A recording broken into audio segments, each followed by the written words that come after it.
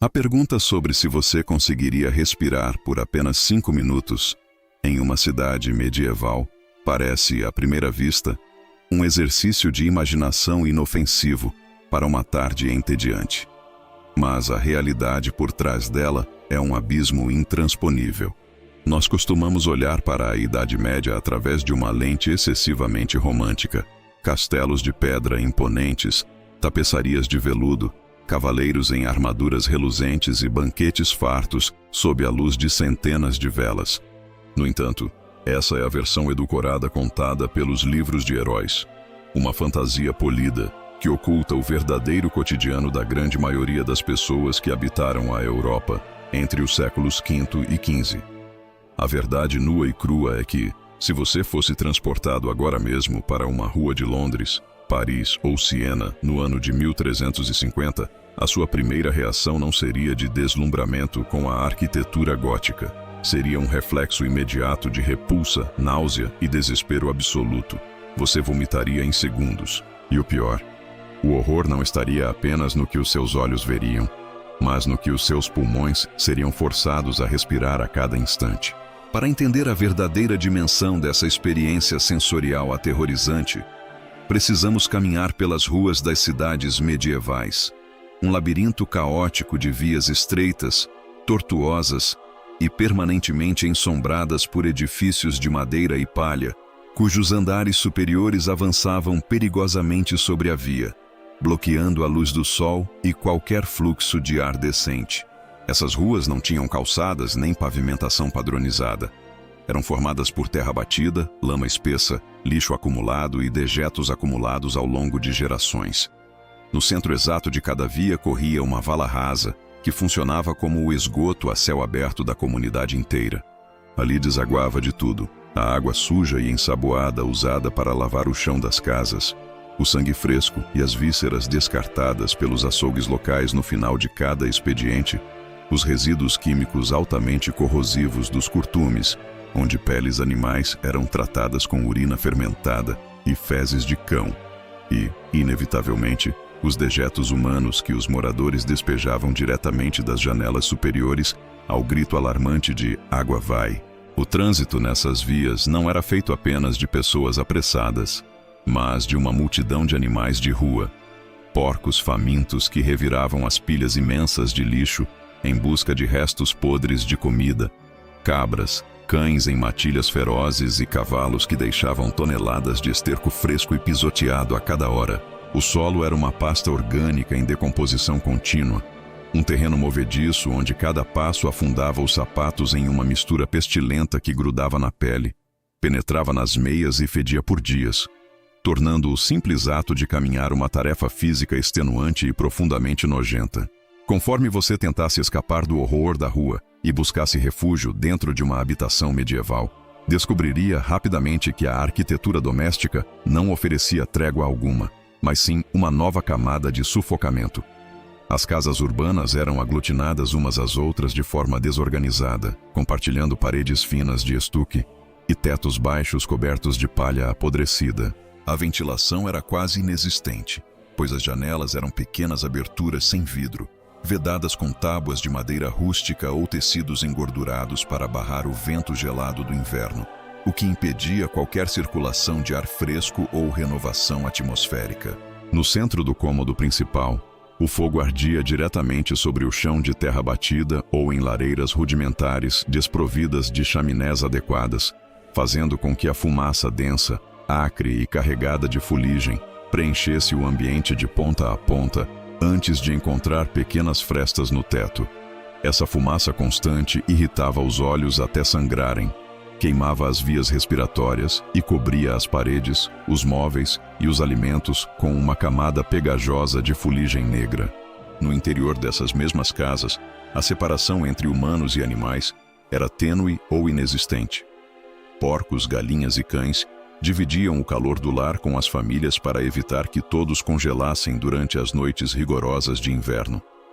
A umidade era uma hóspede permanente e indesejada, infiltrando-se pelas paredes de pedra e madeira, alimentando colônias imensas de mofo que cobriam os cantos e exalavam um cheiro rançoso e adocicado de podridão orgânica. O ar dentro de casa não era propriamente respirado. Era engolido, pesado, espesso e carregado de vapores corporais, fumaça tóxica e o suor de corpos que raramente viam a água e o sabão de maneira sistemática. Se o ambiente visual e arquitetônico já era sufocante, o perfil olfativo das cidades medievais desafiava os limites da biologia humana. Os cronistas da época raramente descreviam odores com detalhes repulsivos porque para eles aquilo era simplesmente o estado natural e inevitável do mundo. Mas os relatos esparsos que sobreviveram revelam um cenário olfativo que nos faz estremecer profundamente. O ar fedia de maneira estratificada e implacável. Havia a camada superior, composta pelo fedor acre e sufocante da fumaça de madeira verde e do carvão de baixa qualidade que cobria a cidade, como um teto invisível. Logo abaixo, pairava o bafo morno e adocicado das carcaças de animais em decomposição, jogadas nos terrenos baldios ou deixadas nos pátios abertos dos matadouros. E, rastejando pesadamente pelo chão, o odor químico e nauseabundo da urina estagnada, misturada ao enxofre dos curtumes e ao gás sulfídrico emanado das valas de esgoto. Nos mercados centrais, o cheiro de peixe apodrecendo rapidamente sob o sol implacável do verão combinava-se com o suor rançoso de centenas de pessoas amontoadas em espaços exíguos, onde a higiene pessoal era um conceito inexistente. A nobreza tentava mitigar essa realidade sufocante carregando pequenos recipientes perfurados, chamados de maçãs de âmbar, ou pomanders recheados de especiarias caras, ervas secas e almíscar, que levavam constantemente ao nariz na tentativa desesperada de filtrar o ar pútrido. Mas para o camponês comum ou o artesão urbano não havia filtro possível. Os pulmões e as narinas estavam permanentemente banhados por aquela sopa densa de odores, a ponto de o olfato humano se anestesiar parcialmente, embora o estômago jamais se acostumasse de verdade com a putrefação diária. Esse cenário de imundície extrema não era apenas um incômodo estético ou um desafio olfativo passageiro. Era o terreno perfeitamente fértil para uma catástrofe biológica de proporções inimagináveis. A relação entre o saneamento precário e a proliferação implacável de doenças na Idade Média era direta e mortal, embora completamente incompreendida pelos médicos e acadêmicos da época.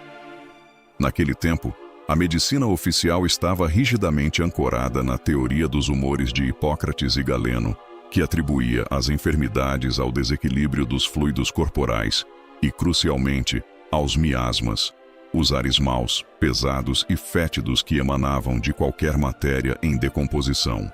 Os médicos da época acreditavam sinceramente que o fedor insuportável das ruas e dos esgotos era a causa direta das moléstias, o que os levava a recomendar o uso de fumaças aromáticas e panos embebidos em vinagre para purificar o ar, enquanto ignoravam completamente os verdadeiros vetores biológicos da morte. As pulgas, os piolhos, a água contaminada e os roedores urbanos.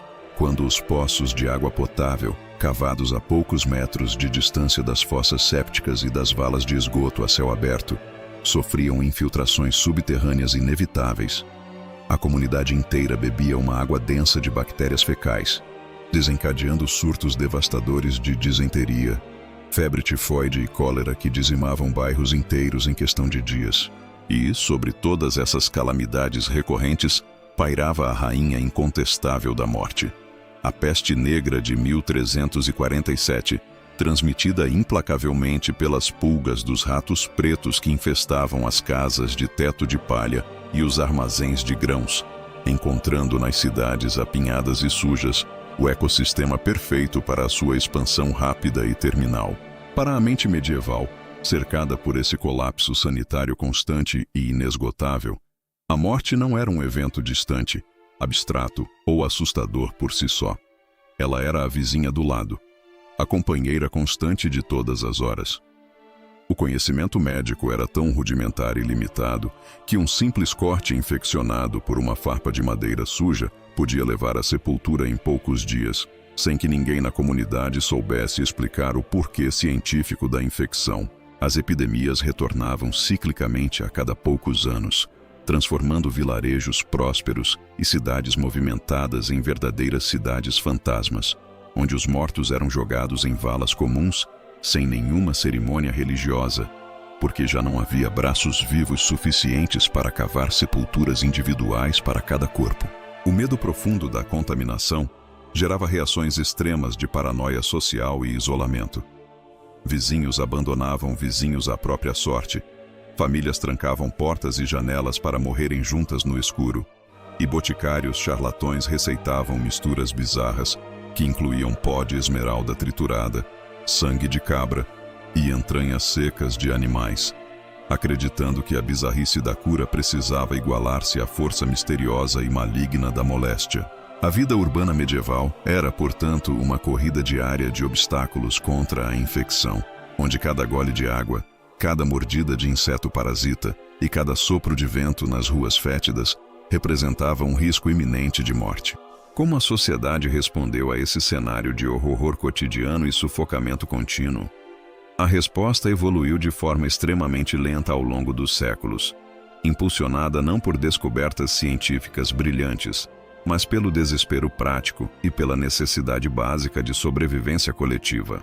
À medida que as cidades cresciam e o comércio se expandia no final da Idade Média e início da Idade Moderna, as autoridades municipais começaram a perceber que o modelo tradicional de jogar tudo diretamente na rua havia se tornado totalmente insustentável. Leis urbanas severas começaram a surgir nos estatutos das vilas, proibindo formalmente os açougueiros de descartar sangue e vísceras nos poços públicos, obrigando os moradores a limparem periodicamente a frente de suas propriedades e impondo multas pesadas àqueles que insistissem em despejar dejetos humanos pela janela em horários de pico de circulação. Começaram a surgir também os primeiros esforços rudimentares de canalização subterrânea de esgotos em grandes centros urbanos como Londres e Paris, embora fossem apenas soluções paliativas que redirecionavam a sujeira acumulada diretamente para os rios locais, de onde a mesma população continuava a retirar água para cozinhar, lavar roupas e beber. O saneamento moderno não nasceu de uma iluminação científica avançada, mas do sufocamento prático das cidades, que ameaçavam colapsar sobre si mesmas afogadas em suas próprias fezes e lixo acumulado. Apesar dessas mudanças graduais ao longo das centúrias, é extremamente difícil para o homem contemporâneo, totalmente acostumado com água encanada, saneamento básico universal, banhos diários e desinfetantes químicos potentes, conceber a realidade visceral de uma cidade medieval. Nós lemos nos compêndios escolares sobre reis gloriosos e batalhas épicas, sobre a arquitetura gótica e o surgimento das primeiras universidades, mas esquecemos convenientemente que por trás de cada catedral de pedra polida havia uma multidão imensa de seres humanos vivendo na lama, comendo alimentos muitas vezes rançosos e estragados, vestindo roupas pesadas de lã grossa, que nunca eram lavadas por completo, e convivendo diariamente com o cheiro sufocante da própria decadência orgânica. O abismo entre a nossa experiência de conforto cotidiano contemporâneo e a existência medieval é tão profundo e intransponível que qualquer tentativa de romantização histórica desaba fragorosamente diante do primeiro sopro de realidade documental.